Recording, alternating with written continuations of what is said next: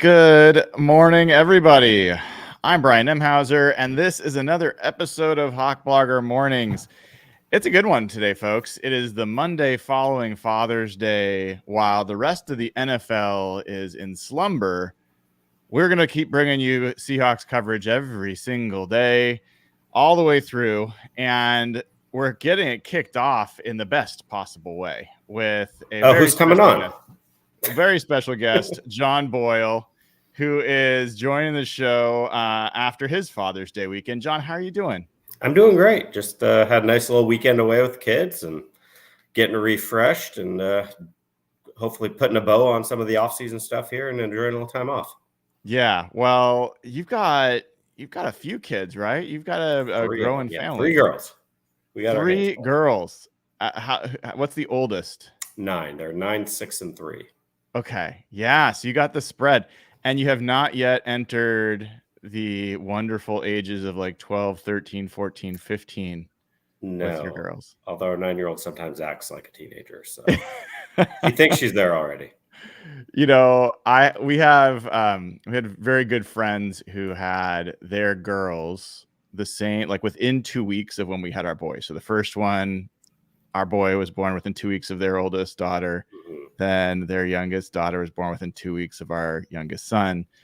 And I just remember when our oldest son, he was on with me on my Father's Day episode yesterday, Isaac was like, I don't know, like a toddler, and their daughter was a toddler, and they were playing around the park. We were chasing our boy everywhere. It was just like so much work. And their daughter was just playing nicely and quietly. Mm-hmm. And I remember thinking, like, I wonder what it's going to be like when they're in their teens. And sure enough, it shifted, hasn't it? Things shifted. They had a lot more work to do in their teens than we did. But nonetheless, daughters are amazing. So, John, the most important thing I've got to ask you, I think I've got to start with actually, it's something I have to show rather than tell. Let me see if I can pull this up here. Do you recognize who this is? I do. That was. What about this? Do you recognize who this is? Yeah, sure do.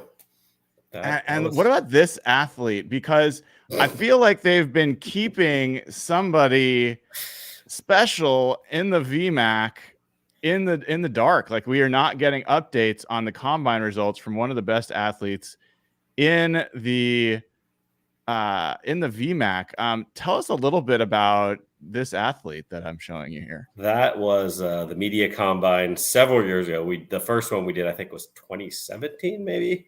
I think it was 2016.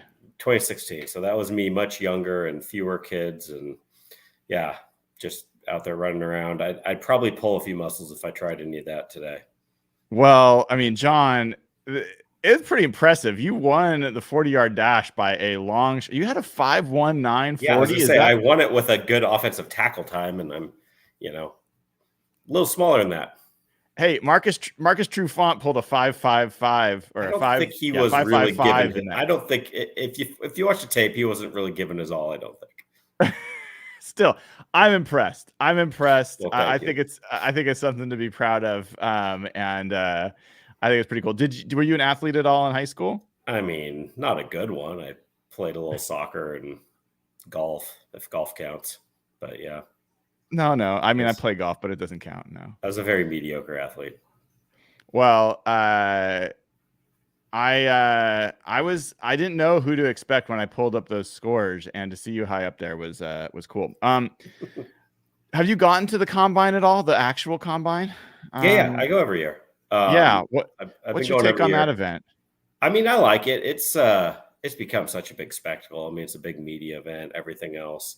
I've the last few years enjoyed it, that I've spent a lot more time doing stuff kind of behind the scenes with our scouts and with the front office guys versus just being at all the media stuff. Obviously I'll go to John Schneider's press conference, and, if Mike McDonald had been there back when it was Pete Carroll, I'd go to those press conferences. But a lot of my time is, more behind the scenes doing stuff with them. And then, it's funny. One of the things we've done the last couple of years is they've let us be in the room for some of the interviews, both me and someone from our video team.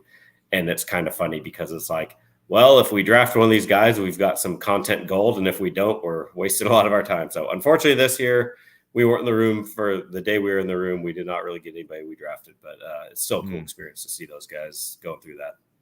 What's it like in those conversations? It's pretty calm and just, you read the stories about all the crazy questions, and I haven't seen any of that. I remember the reports about Michael Dixon doing a staring contest, was not there for that one. So the few times I've been in there in recent years, it's been, it was interesting. It was different this year to see it much more scout driven than, in years past. Pete was, the one asking most questions. He'd kind of lead it off, do some of the get to know you stuff. Then he might turn it over to a position coach or a coordinator to do some X's and O's. Whereas this year, the coaching staff stayed behind. So it was all, guys like, Matt Berry, Aaron Heinlein, Jason Barnes, those guys kind of leading the way. So it was just a different experience hearing it come from the scouting end and kind of seeing them, Trent Kirshner as well, just sort of run the show. Yeah, it's interesting you bring those guys up, because one of the notable changes, at least noticeable changes from the Pete Carroll time to now, is how much the personnel department has been up front and center in media, whether they've done their own press conference, whether I've seen them out doing interviews on various podcasts and shows. Is that something you feel like an intentional change, or is just, randomly happening? What are your thoughts? Yeah, my guess is, I haven't been told this. My guess is it's John Schneider kind of wanting to get those guys in the spotlight, both because, John a little bit, like that's not necessarily his favorite thing. He's just not really a big, media guy. Not that he's bad at it or is, he's great when he talks to us, but I don't think it's his favorite part of the job. So A, if he can, push some of that on a Nolan Teasley or something like that, I'm sure he's happy to do it. But B, he's always been a guy that wants to kind of push those guys, help them rise up in their career. If they can become a GM someday, great. So I do think some of that's intentional on him of hey, I want to showcase the work of these guys. And going back to me saying I've got to be in the room for the combine interviews and doing a lot of behind the scenes stuff with the scouts. A big reason I get that access is I think John Schneider really likes the spotlight being on his guys a little bit, just to sort of pump them up and get them noticed. Yeah. That's the impression I get as well. We've seen for years, coaches have tried to help their coaching staff get prepared for the media, prepared and visibility for other opportunities. And you don't see it as much with personnel. But people talk about coaching trees. They don't talk as much about kind of GM trees. And John, for my money, has a stronger, lineage in of people that have worked for him in the NFL, whether it's Dan Morgan or a bunch of other guys, than some of the coaches that have come through here. So I think it speaks well of John that he's been able to develop talent, and that it's in demand across the NFL. Yeah, and I think there's some of those guys we just talked about are rising the ranks. I wouldn't be surprised if one or two more guys in this front office is a GM at some point. Yeah, and randomly, not that you and I said we're going to talk about this, but I do wonder, and maybe I'm missing it, but there's these diversity rules that have led to, some sort of reward for teams that make diverse hires, and that those hires then get hired elsewhere, like defensive coordinators become head coaches or things like that. Yeah. I don't know that they do that in the front office. I think they do, because in the 49ers, I'm trying to remember who. They had someone in their front office become a GM, and I think they got the compensatory third rounder. Oh, that's interesting. That's interesting. I think that's cool. Yeah, I'd have to look that up, but I'm pretty certain that rule applies to front offices. If a GM hire comes out, if you lose a assistant to a GM hire somewhere else, you get that's that great. thing. Yeah, I'll have to look that up. I wasn't sure. I guess maybe it's because I'm not paying attention to that. But we'll get to the Seahawks. Obviously, the offseason that has been, and the OTAs and all that stuff in a second. But, John, first time having you on the show, I think not everybody knows your background. And so did you start at the Everett Herald? I actually started at the Seattle Times doing high school sports out of college. Okay. And then that led to some other writing there, dabbled, actually got to jump on board the 2005 playoff run with the Seahawks because it was sort of a all hands on deck situation that year. So, but primarily at the times I was doing high school sports, then went to the Everett Herald, covered the Huskies for a while, switched to the Seahawks beat, was a columnist for a little bit, and then went over, started working for the team all the way back in 2015. This upcoming season will be my 10th covering the team for the team website, which seems wild because it doesn't feel that long. No, it feels like just yesterday. Claire Farnsworth was who was doing it before you, a legend in his own right. And absolutely. I'm curious, obviously you work at a paper and you've got an editor, and there's some of the stories are kind of recommended for you or asked for you. Some of them are you. Obviously you got a different collaborative environment. What's it like working for a team? How does it differ from working for working for a paper? Yeah, there definitely are differences. And I knew that going in. I mean, it's not my job to break news generally. Mm-hmm. I mean, if nobody gets it before we're ready to announce it, great. But more often than not, Schefter or Rappaport, one of those guys gets it from an agent or whoever their source is before the teams, because, it's not, there's a difference between agreed to terms and that's being tweeted out as a done deal until the guy's actually taken his physical and signed, which is usually when we announce. So that part's a little different. And look, there are, I can't be as critical in certain situations. I try not to just sugarcoat it and blow smoke up people's asses because they're going to, people know when they're being lied to. But a good example might be like, if you're a columnist for the Seattle Times and the Seahawks have a crappy game, like you might rip them a little bit. Whereas for me, the team website's not the place for that. But what I will do is like, look, I'm going to use what players or coaches tell me. So if, when it was Pete Carroll or if it was a player back then, if they go out and tell me like, look, we were lousy on defense, we did this wrong, like, I'll write that. I'll back it up with stats and I'll say, that they're saying that, but I'm not going to editorialize and rip the team myself because that's just, it's not, what you do on the team website. So there are some limitations in what I do versus what I would have done as a newspaper reporter. But by far, one of the coolest upsides of it, I mean, for starters, I love being in the team environment. Like when you're a newspaper reporter, you're almost at least on a sports beat, you're almost like an independent. You're never in the office. You talk to a guy like Condota, Divish, any of them, they're not in the office hardly ever. Whereas for me, I'm in the build at the VMAC every day, working with our digital media team, our PR team really closely. So I like that. But then the biggest piece for me that I love about this job compared to before is just some of the access. Like I'm in the draft room when the team's making picks. I've been in those combine interviews, done stuff with the scouts that you'd never let a newspaper reporter do probably because they're not going to agree to like, hey, you saw this, but you're not allowed to write it. Because you can't tell, a journalist who's at the Seattle Times, like, hey, we need to selectively do that. Whereas as a team reporter, like I'm going to go, I know kind of the boundaries. We're okay reporting on this. We don't want this out. So there are some limitations, but that does come with some really cool access. Yeah. And part of the reason I like to share some of this or like learn about it together is I think a lot of fans aren't really aware of the differences in where they're getting their content from. And they have unrealistic expectations of different folks. Like, a beat reporter versus a columnist, even for a paper, are going to have different ways that they're approaching a story and different types of things they'll take on. And then someone working for a team, is largely trying to make sure that amplifying team stories, amplifying what's going on in the narrative. But it's not necessarily the place to get like you said, super critical things that doesn't make a lot of sense. But you do get access you wouldn't get elsewhere. Yeah. I'll get people tweeting at me like, oh, why aren't you asking about this? Like hold them accountable. And I'm like, you got the wrong dude for the job, man. Like, yes. I'm not going to go up there and ask Mike McDonald, like, why his team is just terrible at the X, Y, and Z. Like, and then pass him in the hall for the next, year, 2 years, whatever. Yeah. So but again, like, look, if it's bad and the numbers back it up and they're telling me that, I'm happy to write that. So, well, one of your most, I think, I don't know, the numbers better. I'm guessing it's one of your most read stories every year is the draft recap, where you kind of go behind the scenes a little bit more. And it's a great example of the type of content that you could create in your position that other people won't because of the access that you have. Yeah.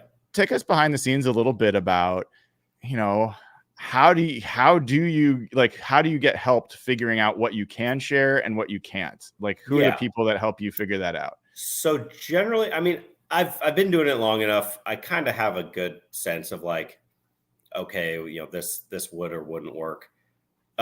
But a story like, look, if I'm just writing, Pete Carroll talking about injuries last season or whatever, a basic story, that's just getting proofread by somebody, published, boom. But something bigger like that with that kind of access, it's getting vetted on a few different levels. Like someone in the front office will see it to make sure that I'm not putting anything out there they don't want. So yeah, it does go through some, I think, this year, I don't think they took really anything out. So I think I had a better sense of, because there have been years I tell a little anecdote or something that happened in, trade scenarios, whatever, that they're like, yeah, let's not talk about that, which is fine. Like, again, I know what I signed up for. So Knowing that, what do you make of kind of the access that like the Rams gave this year? yeah, I Where haven't seen that yet, but I do think that's interesting. Of like, so I haven't watched it yet, but correct me if I'm wrong. I saw a tweet that they tried to trade up for Byron Murphy. they tried to trade up for Brock Bowers and then Byron Murphy, and they talked specifically about just how, like Sean McVay saying like this guy's better than anyone. I mean, it was very About clear. who? What's that? About who? About Murphy? About Or Byron Murphy. Yeah. So, and then who they ended up with? Verse, right?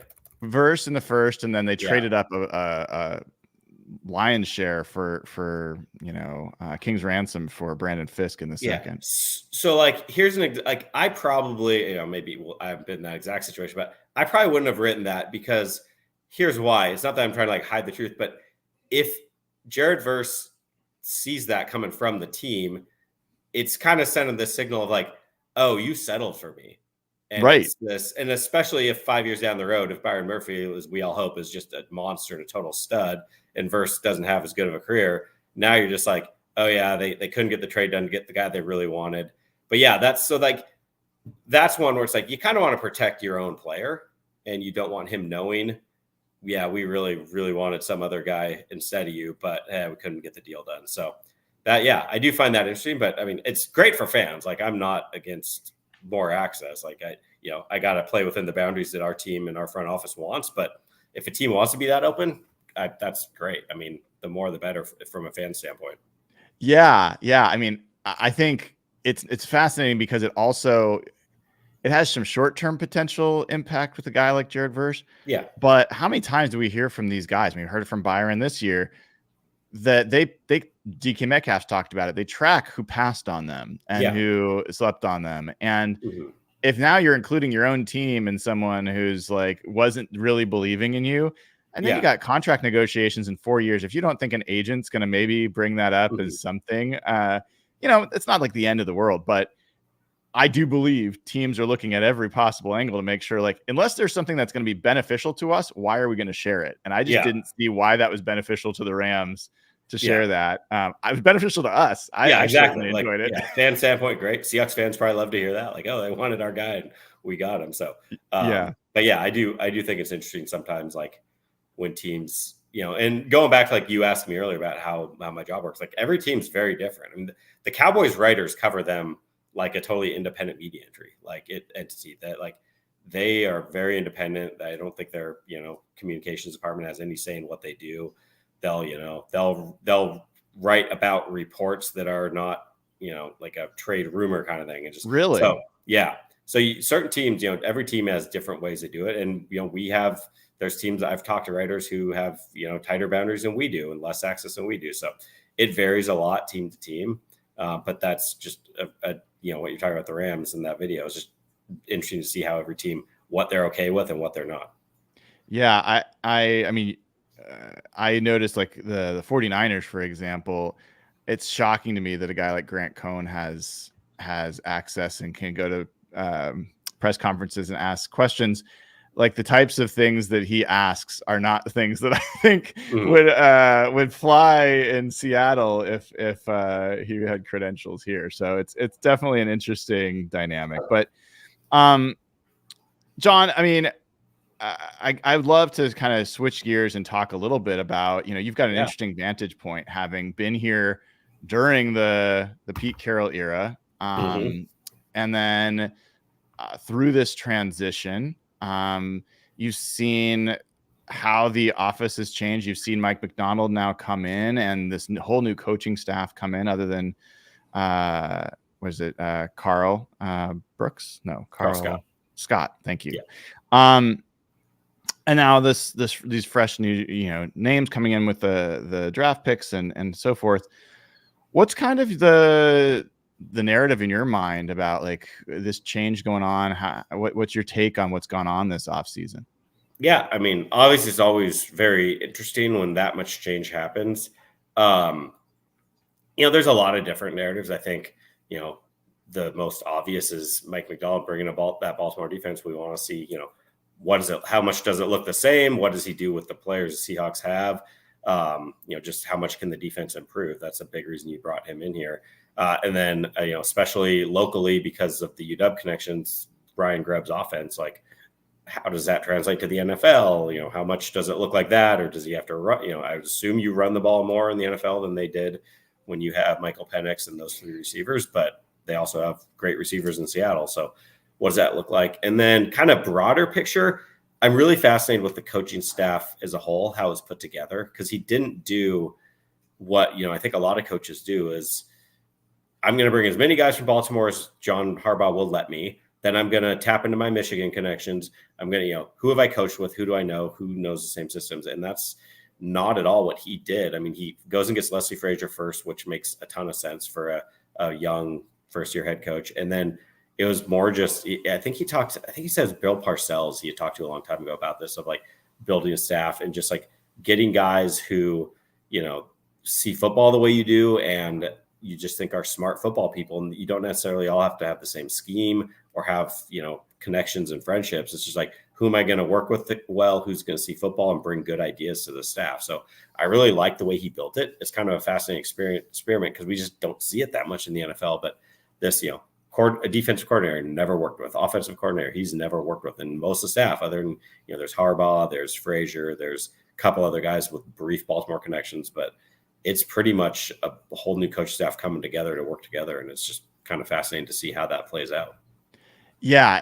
And not only that, but even the coaches he brought aboard weren't coming with their wholesale. Like Ryan Grubb came with Scott Huff, but he didn't come with like Frisman Jackson and Kennedy Palomalu and all these other guys that they're now getting to learn each other as well. So there's multiple levels to that. And I was going to ask you, I mean, have you done any research or started to look into what other examples there are that are similar to that? Because I haven't done a lot yet. Yeah. I mean, just like anecdotal, like what I remember from most coaching hires when I'm paying attention to them, there's definitely not been that much newness. But again, I haven't really done a deep dive of, this coach brought X assistants from his former team or whatever. But yeah, I mean, you're right. It's like you have the Grubb and Huff connection.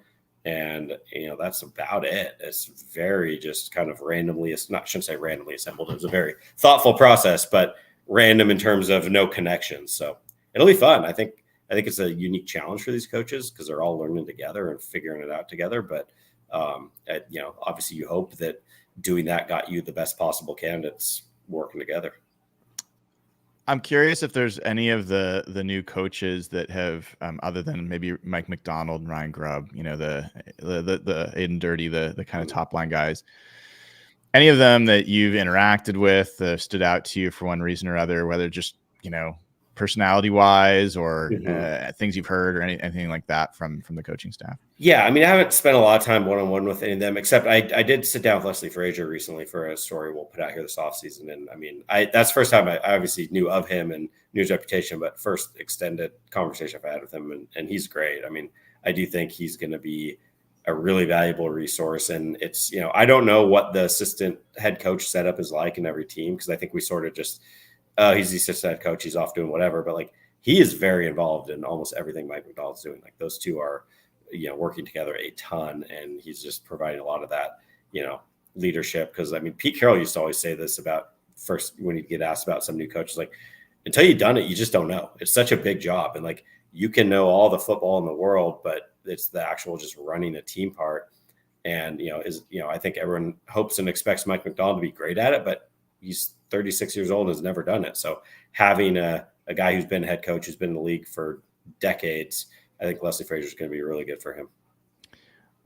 How would you describe Leslie Frazier? Like what's his personality like? I mean, it's at least, I haven't really interacted with him on the field if he gets more fired, but just a like very calm, thoughtful guy. I don't know. It was a real pleasure talking to him. He just was, you could tell he's seen and knows a ton of football. And again, I think he's just going to be a really valuable resource. It's funny. We talked about, for those who don't know, his career ended with an injury in the Super Bowl. The Bears won, back when ACL injuries, you don't always come back from, unfortunately. But in his attempt at a comeback, he actually tried out with the Seahawks and almost signed with them before he eventually decided to get into coaching. So kind of a random full circle moment. He almost finished his career playing for Seattle, and now he's coaching for him.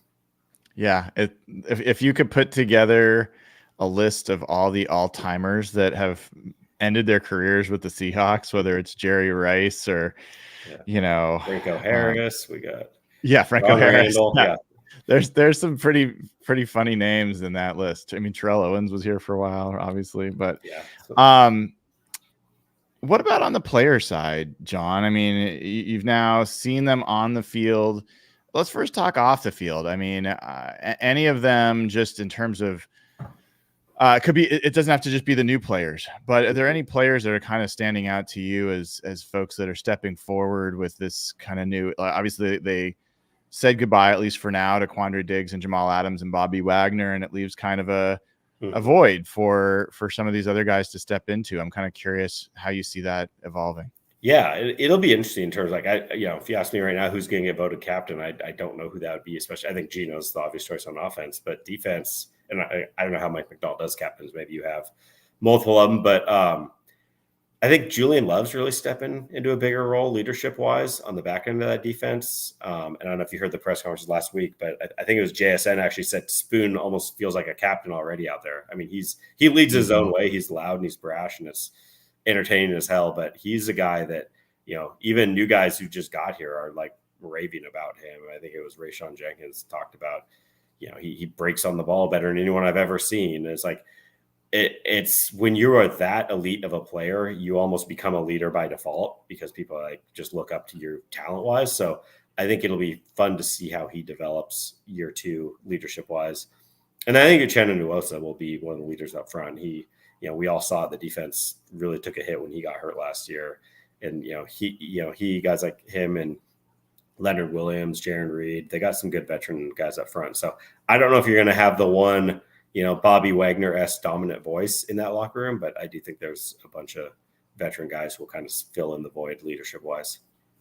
Yeah, Jaron Reed's an interesting one in that. I mean, he has come up in so many different conversations. I mean, George Fantz brought him up as, he's going to be big for Byron Murphy. You've had Byron Murphy bring him up. You've had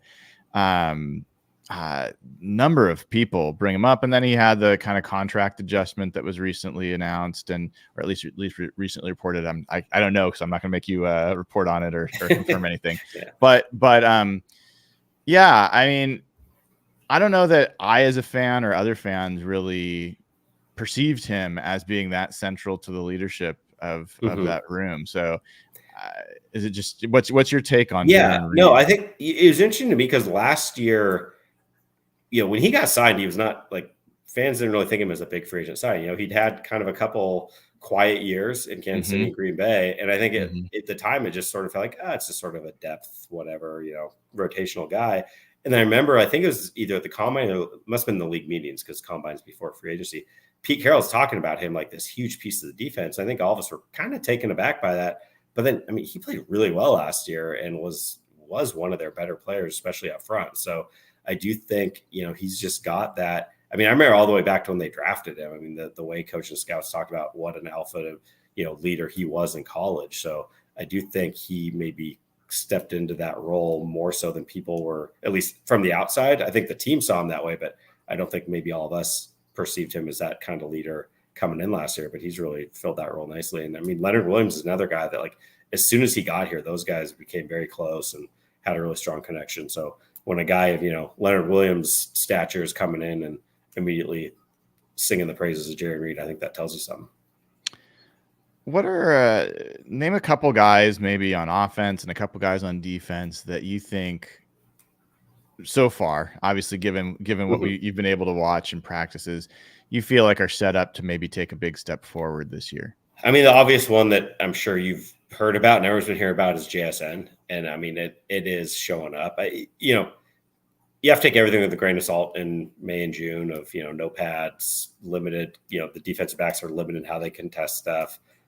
You also had the fact that um, DK Metcalf wasn't at all of the OTAs. So you're missing the number one guy for some of those. But all that being said, all those caveats out of the way, JSN has looked really, really good. So I do think, you know, maybe the new offensive scheme will fit him better than what they're doing last year. And also, you know, it's been well documented, but he missed a lot of this last year coming off a hamstring injury. Then he gets hurt right before the season, misses some time.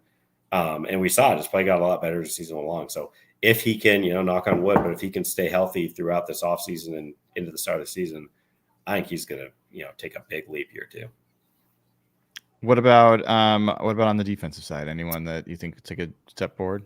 Yeah, you know, that group's interesting. I think, you know, we talked about Julian Love already, and I mean, he was in the Pro Bowl last year, so I don't know that you necessarily look for him to make a huge leap from that level, but I do just think his role will be bigger and more defined. Spoon's a really obvious one. To me, maybe it's, you know, I think we could see Reek Woolen really bouncing back and having a better year. That, you know, the knee injury kind of set him back last year, and he had some other injuries. You know, his shoulder was banged up, which, you know, affected his ability to tackle guys and be as physical as they wanted him to be. So I think, you know, again, if he stays healthy, you know, maybe a new coaching staff, you know, can get something out of him that, you know, was just, he wasn't bad last year. I think there's a little bit overblown perception of his struggles. Like if you look at a lot of the advanced metrics on him, he still did a lot of things really well last year, but I do think he can maybe get back to being that player we saw as a rookie when we're talking about him as a Pro Bowl level guy. Obviously, the offensive line's been an issue, and there's probably the least you can tell about the offensive line at this stage. Any like buzz or like feelings you've got about that you're hearing that people have about the offensive line, you know, that maybe is encouraging that we should know about? I mean, just as like a person, we just talked to him for the first time. Laken Tomlinson just seems like an awesome dude. And like, I think he'll bring a really steady presence.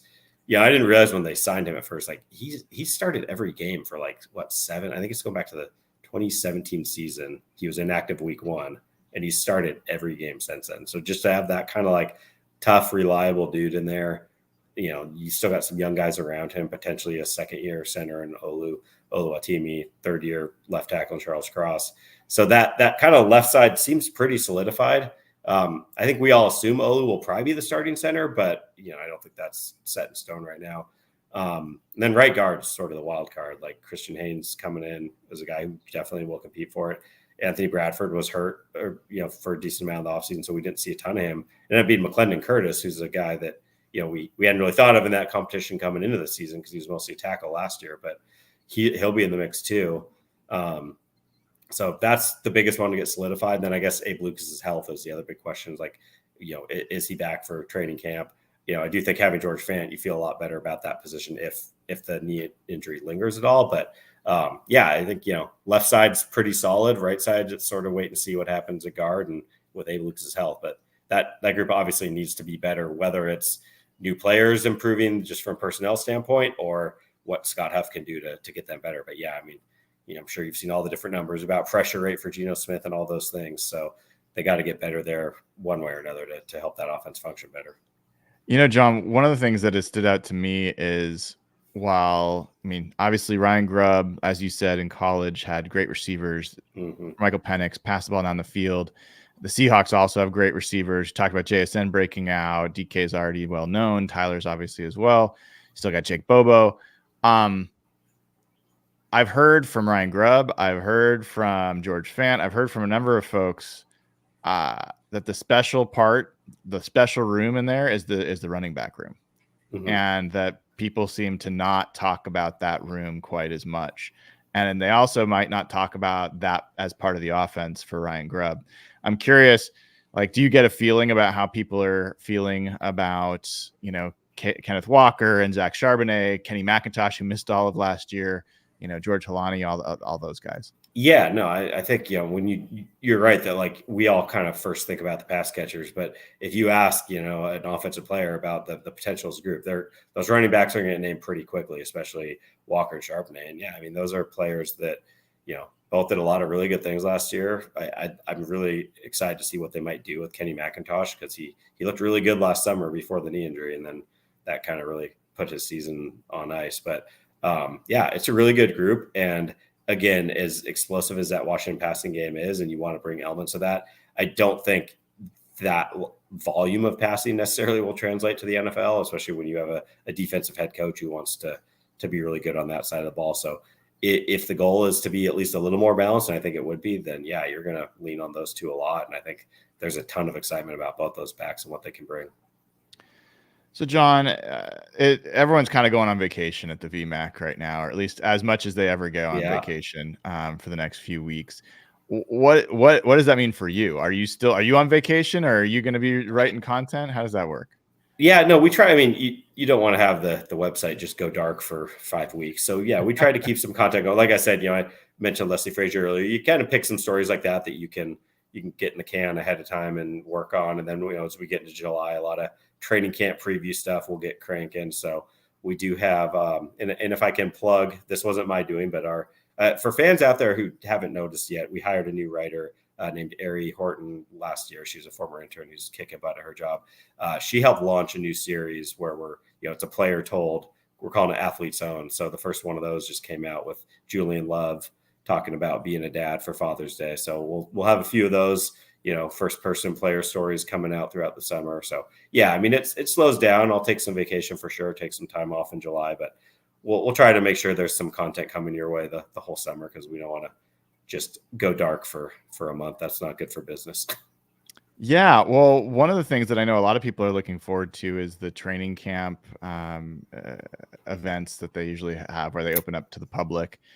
I hadn't seen anything about that yet, although Mike McDonald did mention it in an interview at some point that he's looking forward to it. So it sounds like it's going to happen. Yeah, we'll have. I'm pretty confident saying there will be something like fan wise coming up soon. In terms of, I don't know, but I just know that this is usually the time of year we announce, fan stuff. Now that, going to Tennessee for a week, that's the time of practices that would usually be the own practice. So that might cut into it.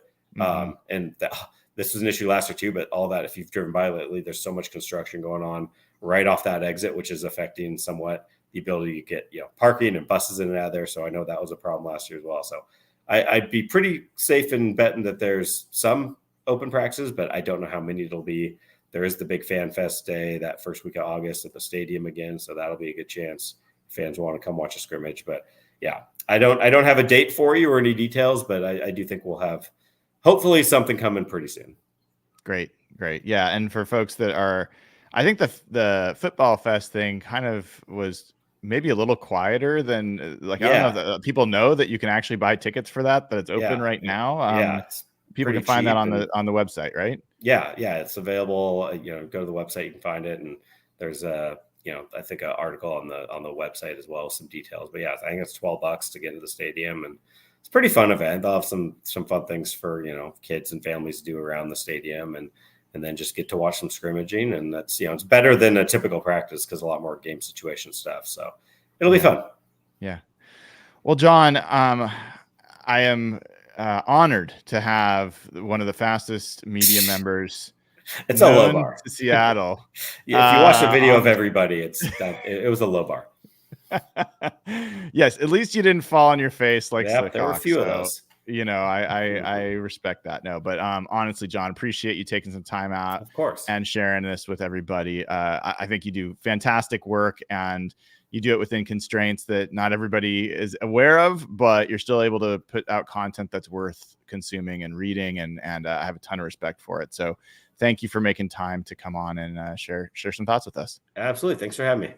All right, John. That was John Boyle of Seahawks.com telling us about what he's done this offseason, his impressions of the team, as well as, the players and what's kind of stood out to him. And I enjoy kind of hearing about the different aspects of these jobs. I think a lot of fans, there's people that consider me media. And so they're like, they expect me to have things or do things in a certain way. I'm not media. Maybe in a modern media sense, but I am not paid media. I don't work for a newspaper or a TV station or anything like that. I am not adhering to any kind of style guides or editorial guidelines or anything like that. And people that work for newspapers or radio or anything like that, not only do they have some different motivations, if you are talking about like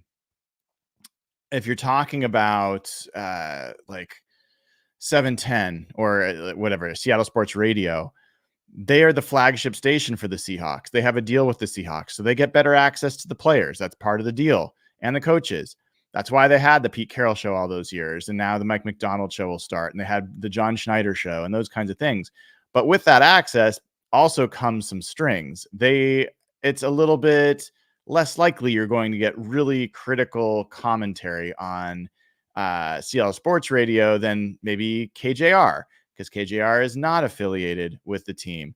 But that means that they get less access. And so, like there's all these different pieces that come into play. And so you have to, as a fan, you don't have to, but you are better off being aware of what the incentives are, what the influences are, and what the restrictions or constraints are. And so for John's a great reporter. He did it for years for the Everett Herald. Claire Farnsworth before him was a great reporter. Neither one of them, even when they were doing independent or not independent, but independent of the team, like paid journalism reporting, neither Claire or John, I think, were known for highly critical, pieces of reporting or necessarily like breaking news that generally PR teams or the communications teams for a football team do not want news to get out until they've been able to shape it and tell it in the way that they want it to be told, and that they have the specific person. That's why the Adam Schefters and the Ian Rappaports and Tom Pelissaros, they get to break stories because they're getting access and they're being able to kind of reciprocate by telling it in the way that the team wants it to be told, or that the GM wants it to be told, or the coach, or whoever it might be. And so, I think having a guy like John and Claire before him work for the team makes sense. They're guys that are really just there to tell the stories. They're not interested in being, the most critical of the team or what's going on. They just want to kind of tell the stories. And I think John does a really good job of that. And he has to do it with I think one of the stricter PR teams out there. I don't know. I can't say I've really known all the PR teams, but like I mentioned, the 49ers, Grant Cohn, I just don't think he would have a chance of getting credentials for the Seahawks. They typically just don't credential non-paid media. And even within that, I think there are specifics about who they want to be attending practice and things like that. So anyway, I think interesting to hear from John. I thought his comments on John Schneider wanting to get his guys out there, I think, is also what I've noticed. John's, promoting and getting his personnel guys more in the spotlight, so it'll help their careers, it makes a lot of sense and pretty much aligns with who John is as a person. So yeah, I think some good stuff in there, and interesting to hear, John kind of unprompted, John Boyle, that is, bring up Julian Love as a guy that he thinks is really going to step forward. I think we've heard that in a couple different ways, but good to hear that from John as well. All right. Well, I would ask everybody, if you haven't already, give this show a like and click subscribe. Appreciate all the support, and keep joining as a YouTube member and as a Patreon member. Patreon.com/hawkblogger gets you the audio ad-free version of this show, which posts immediately after the show. So patreon.com/hawkblogger is a great way to support. And I'm going to be continuing to do live shows through Friday. I may or may not do one. We'll see. I probably will do one Friday, but I don't know. Let me check. What did I have scheduled for Friday? I'm trying to remember if I already have a show created for you guys for Friday or not. 21st. Oh yeah, I do. So I will be doing live shows through Thursday, and then starting on Friday will be content that I've pre-recorded that will either go live for everybody at 8 a.m. so you can all watch it together. Those are set as premieres. I've got a few of those. And then there's others that are available for members, suite level members of YouTube early. And so those are up there as well. And so I will continue to create that content. So every single day, you will have new Seahawks content. Tune in here, 8 a.m., and hopefully watch it together. That way you guys can still chat, hang out, and comment all the same, whether I'm here or not. So hopefully all that is well received and is valued by folks. I know there's been some comments in the chat. I haven't been following as closely about what's going on with Abe Lucas. I'll just say that the latest I have from Brady Henderson, who I trust because he is pretty careful with what he reports, is that the Abe Lucas injury is not a chronic injury. And so this notion that Pete Carroll kind of started about it being a chronic injury, that is not the belief of the team, that they believe that he has had his surgery, that rehab's been a little tougher than they expected, but that once he's back, they expect him to be back. And so I wouldn't spend a lot of time trying to guess at what's going on with his knee. But I think that there's reason to be more hopeful than there had been, I think, even a month ago. So wouldn't waste too much breath debating with each other about Abe Lucas's knee. We will find out together come training camp. I do think it makes a lot of sense what John said, that the construction on 405 around the VMAC is awful.